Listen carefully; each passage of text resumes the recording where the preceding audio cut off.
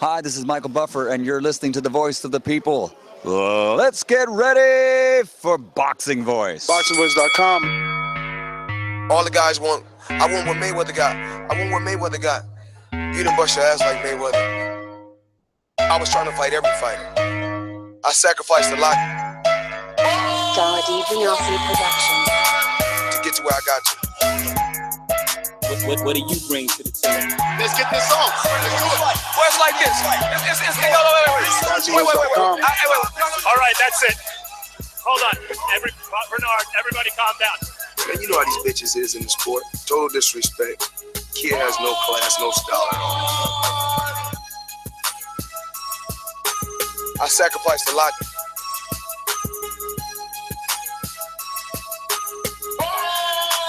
BoxingVoice.com to get to where I got to.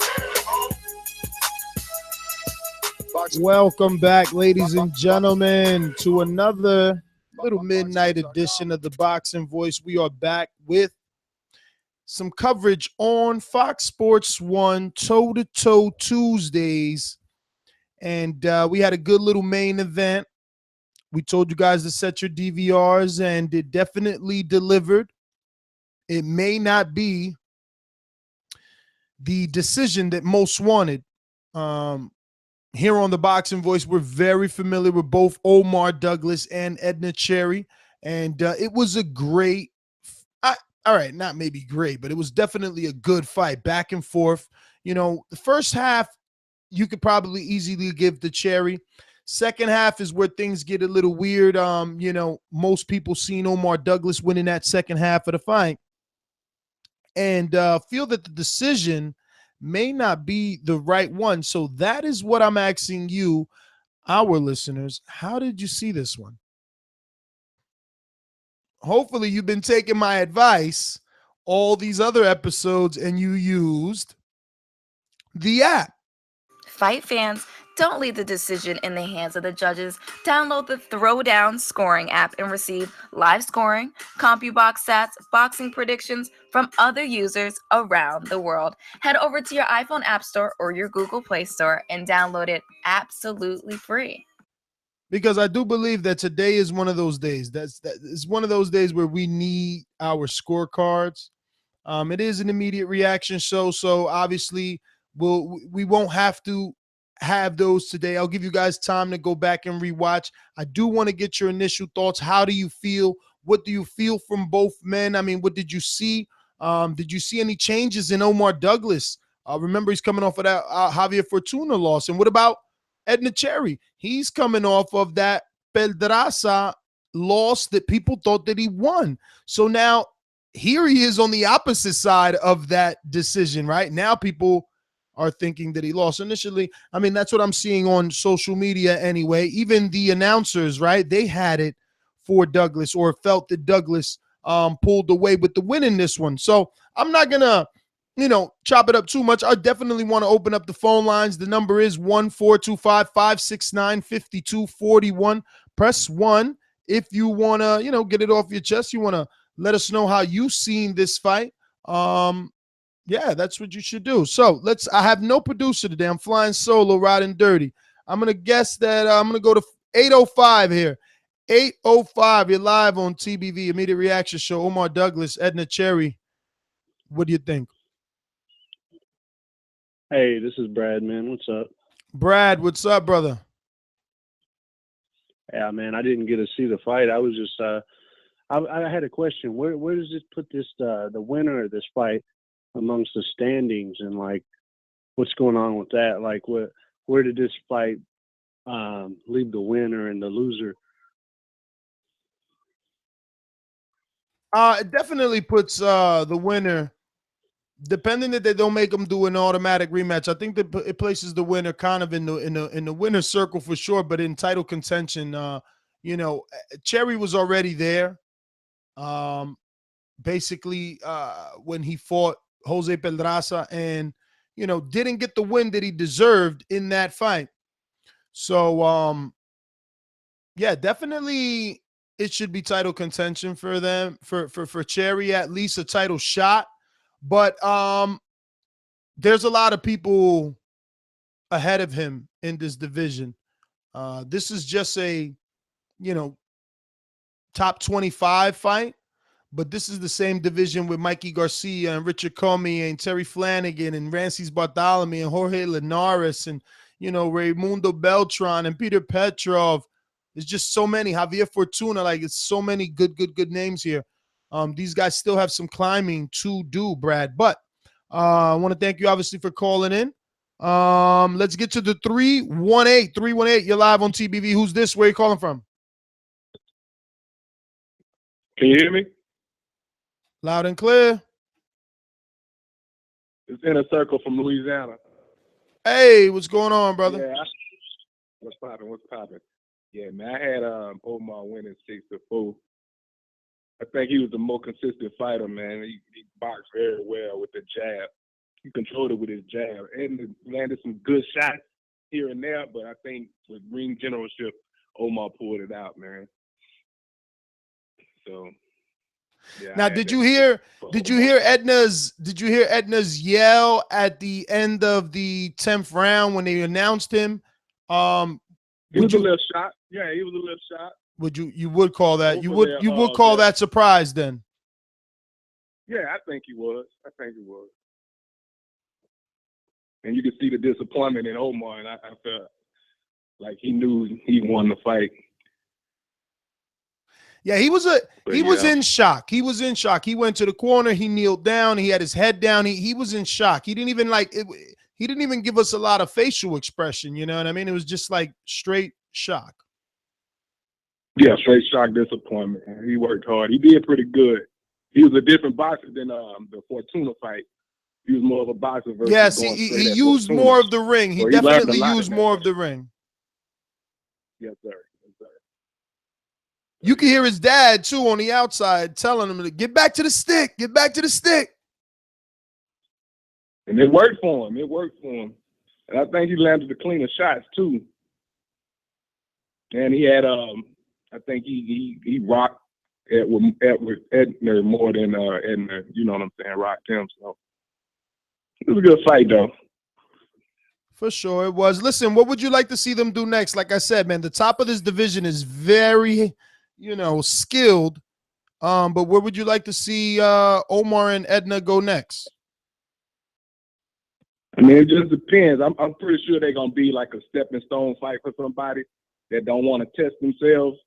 There's a lot of people that I feel that's not trying to test themselves. So that'll give them somebody a name that they could use. You know what I mean? Just to keep them keep them busy or something like that. But yeah, they need to keep doing what they're doing, keep fighting, keep trying to put their name out there to get a good shot at the titles against somebody that's, trying to get a. Well, Inner Circle, brother, thank you for calling in. Always good to have you call in. It's been a while, man. Wish I would have had my producer. 323, is it Santiago? I don't know. 323, talk to us. You're live on TBV. Yeah, it's Santiago. Obviously, I had Douglas winning 7 rounds to 3, 97-93. I pretty much was just kind of looking at it the same way Douglas was probably feeling like shock and damn, man, it's kind of a bad night for Russian because I even had the Polish Prince winning too. I don't understand the scores that they gave the winners whatsoever, 98-92, only giving Douglas, 2 rounds. That's ridiculous. Yeah, man. What do you want to see these guys do next? Should it be immediate rematch or should they go separate ways? And if so, which way? If they make the rematch, obviously, because, I'm sure that Douglas wants to get the win. But if they can't, then obviously move forward, see what they can get Douglas, another fight, hopefully one that, helps him get his confidence. Because obviously he looked very dejected and he needs a confidence builder at this point. As for Jerry, he got the win. I guess if he can get the title shot, get the title shot. All right, brother. Well, actually, before I let you go, which champion would you like to see him get that title shot? There's a lot of people in that division. That division is top heavy. You got Linares, Garcia, Flanagan. That's it, right? No more titles? looking at the right weight class, dude? Because that's 135 champions you're mentioning. Wasn't this 130? I thought they were fighting at 135. No, they're 130 pounders. Okay, there you go. I could have sworn it was 135. All right. Damn, let me check the email on the weigh-ins from yesterday. But Santiago, thanks for the heads up. Let me double check that as I get to somebody in maybe Toronto. 647, talk to me. Yeah, this is Bomani straight out of Brooklyn. Yeah, man, I didn't get a chance to see the fight, but I picked Cherry to win. Always go with experience, but I'm not too really familiar with Douglas. I think I saw him fight once, but I thought Cherry would win. But how did it go, man? I don't really know what happened. I was just I didn't even press one, but I didn't see the fight. But I did pick Cherry to win. Well, I mean, the short story is Douglas gave up some of the early rounds to then come from behind with a rally. So, but they gave the decision to Cherry, who racked up the early rounds. I don't know. I mean, everybody has it. Who's been calling in? They've been saying 7-5. Excuse me. Was it 7-5? You guys said? I think it was a 10 rounder. But anyway, let me get to 908. Talk to me. Yo, that fight was I want to say I thought Douglas did enough to pull it out. I actually had a 96-94 for Douglas, and I don't know. I'm kind of disappointed, but because Douglas, I don't know how many places he got to go from here, Ness. I mean, we can't make him a gatekeeper, but he's got two tough losses in a row against two veterans. I could see, the Fortuna loss was a very tough loss, and then this one, and then it's hard to give him a gimme fight. You know what I'm saying? Like give him a little soft touch. You almost, the next fight he's in, you almost got to match him in tough with another prospect or an actual contender, and you know what I mean, who's on his way to perhaps a title shot. And maybe if Douglas I don't even know who, because we're talking 135. Does he fight Mares? Linares? Well, no. Mares is at 130. I'm checking the weight now from the official weigh-in from Friday. Monday. And Cherry was 129.5 and Douglas was 129.3. So they're definitely 130 pounders. So match him in with Salido.